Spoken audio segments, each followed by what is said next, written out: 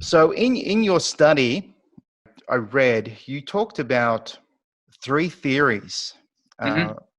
and I found them really insightful and interesting.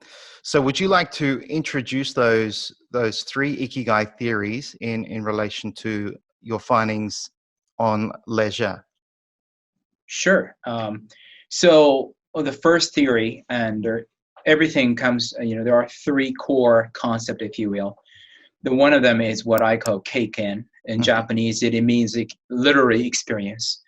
But in English, I would say that it's a valued experience in a way that basically you're doing something that personally you value. And then also, of course, that means that it should be valued in a society, group, and all that kind of stuff as well.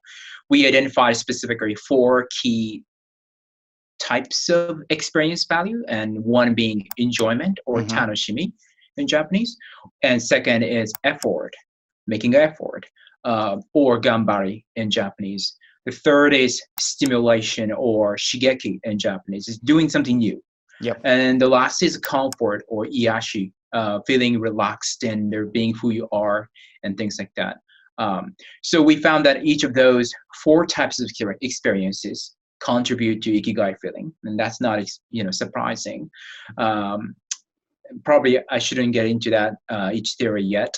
So that's the first theory, but it's Yep. basically keiken is about here and now. It's a personal life, your personal experience at this current life. And the second theory is what I call hokusei. In Japanese, hokusei, that means what I call life directionality. Mhm. That it's about the temporal or over time. It's a temporal aspect of ikigai. So from past to present life to the future. The question here is, can you make some sort of association between how past experiences contributed to who you are now and what Mhm. you're doing, and then how that leads to, or how you think leads to, your future goals. Okay, but again, the key here is that keiken is still existing here because the present life is characterized by the keiken or your current valued experiences. So I see. that's still like a hinging point, if you will. And the last one is what I call ibasho, or interpersonal authentic relationship. Mhm. So it's really interpersonal dimension of our ikigai. So now again, it begins with keiken again. So the really keiken is the core and heart of my ikigai theories.